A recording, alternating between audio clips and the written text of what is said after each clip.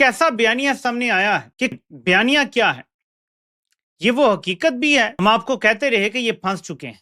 मोदी जी ने बांग्लादेश का काम का तमाम कर दिया, या कह लीजिए उसकी कब्र खोद दी। आजकल अब हमारे गले पड़े हुए हैं कि जो एहसासात पहले ही मजरूह हुए हुए हैं, जो उनके जख्म है, उन पे नमक छिड़का जा सके। भारत ने बांग्लादेश के हाथ काटने की तैयारी पूरी कर ली है।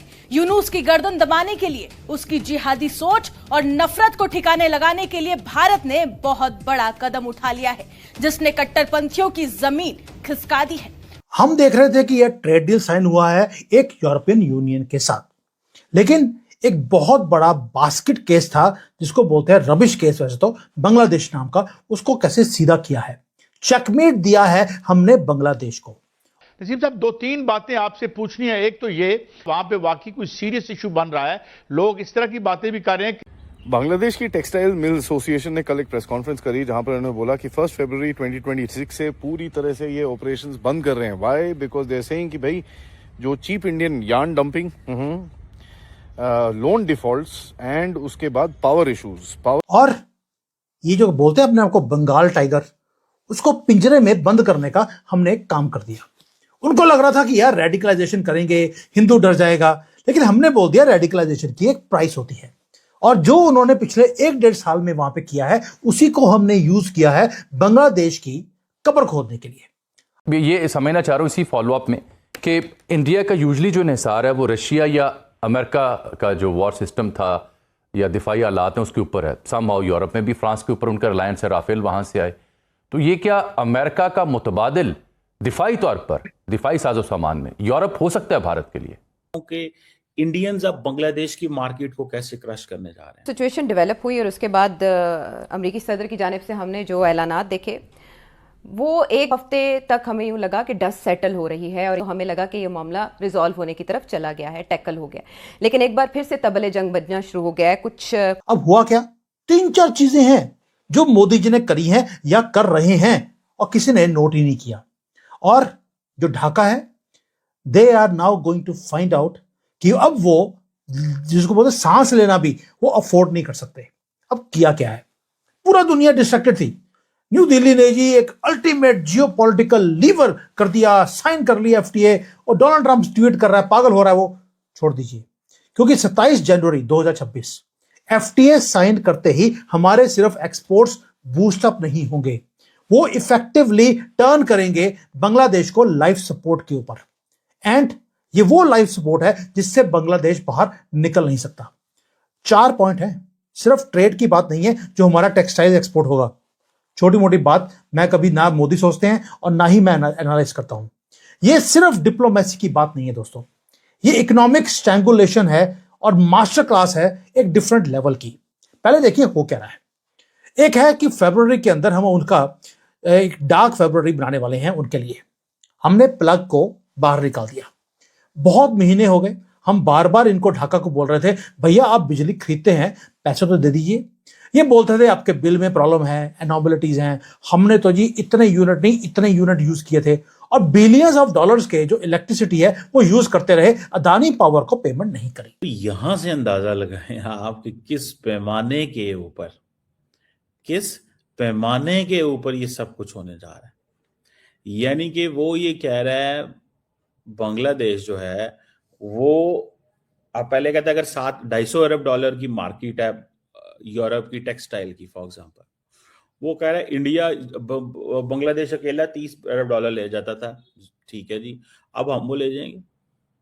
अब वो कह रहा है 7 से 30-40 अरब डॉलर पे हम चले जाएंगे। बांग्लादेश तो वैसे ही फाइनेंशियली नुकसान में चले जाना है, बांग्लादेश ने तो पहले वैसे ही नुकसान में चले जाना भैया। ये है पॉइंट,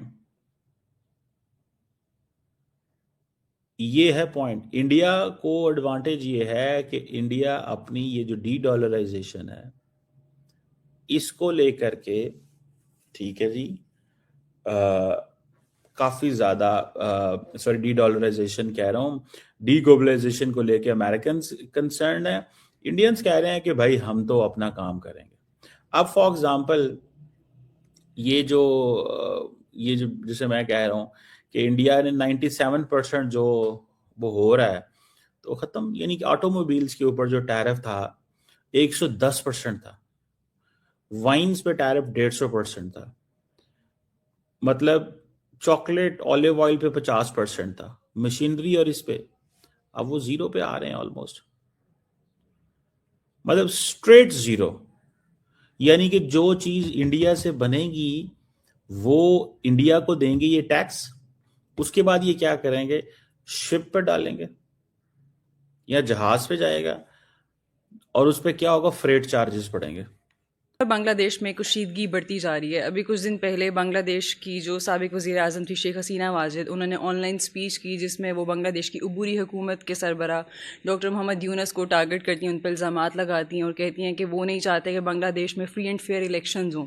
उस पर फिर बांग्लादेश की हुकूमत की तरफ से रद्द-ए-अमल सामने आता है। वो कहते हैं कि जो शेख हसीना वाजिद है, इनका स्पीच करना ये मोदी हुकूमत की नाअहली है और वो एक ऐसी मुलज़िमा को इजाज़त दे रहे हैं जो कि अपने मुल्क में अदालती कार्रवाइयाँ भुगत रही है। इसी सब पे बात करने के लिए हमारे साथ मौजूद हैं senior journalist Sadia Afzal. Welcome to the show. Thank you. अभी बताएं कि शेख हसीना को तकरीर करने की इजाज़त देना, इसके बारे में आपकी क्या राय है?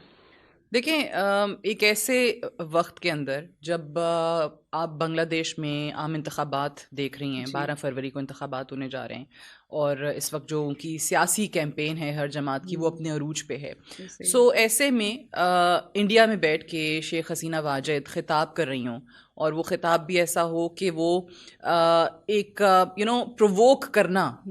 नमस्कार दोस्तों, जय हिंद। दोस्तों, मदर्स ऑफ ऑल डील होने के बाद अब हमारे आस पड़ोस में भूचाल सा मच गया है। जी हाँ दोस्तों, अब पाकिस्तानी यह कह कर चीख रहे हैं कि बांग्लादेश का एक्सपोर्ट तो पूरा ख़त्म ही हो गया है, क्योंकि दोस्तों कुछ समय पहले ही आपको पता चला कि बांग्लादेश में आधे से ज़्यादा मिल बंद हो चुकी है। जब भारत ने कड़ा एक्शन लिया, अब ये खबर आ रही है कि उनका मिल पूरी तरह से बंद होने जा रहा है, क्योंकि भारत में जहां 0% टैरिफ पर इंपोर्ट होगा, अब वहीं पर बांग्लादेश का कोई भी माल बाहर नहीं बिक पाएगा। जो कि पहले यूरोपियन यूनियन में वो अपना सामान बेच लेता था, वो भी टेक्सटाइल, आज उसी को भारत ने मात दे दी है। और ये देखकर पाकिस्तानी मीडिया चीख रही है। पाकिस्तान तो बोल रहा है कि हम भिखारी हैं, हमारे पास तो कोई ऐसा प्रोडक्ट ही नहीं है जो हम बेच सकते थे, लेकिन जो भी था वो भी अब हम नहीं बेच पाएंगे क्योंकि भारत ने ऐसा डील कर दिया। दोस्तों, वीडियो पसंद है वीडियो को लाइक करें, शेयर करें और चैनल को सब्सक्राइब करें। इस सियासी माहौल में वो ज़्यादा नज़र आता हो। एक अगर आप देखें ना तो उसको classic pre election destabilisation pattern जो है ना वो आपको इसमें नज़र आता है कि उसका मकसद कहीं से ये नहीं है कि आप अपनी सपोर्ट मोबिलाइजेशन पे काम कर रहे हो, आप प्रोवोक कर रहे हैं, आप सियासी इंतशार जो है वो पैदा करने की कोशिश कर रहे हैं। बांग्लादेश में एक अरसा आपने हुकूमत की है, कई साल आपको वहाँ अवाम ने इक़्तिदार में रखा है, लेकिन आपने वहाँ इतना मजालिम ढाए हों, ऐसे पहाड़ तोड़े हों जबर के कि अब लोग आपको देखना नहीं चाहते हैं इक़्तिदार के अंदर या इस सियासी अमल का हिस्सा बनते हुए।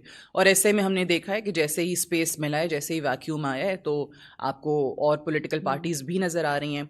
चाहे हम पहले तारिक रहमान की बात कर लें जो नेशनलिस्ट पार्टी है, देन ये जो नेशनल सिटीज़न पार्टी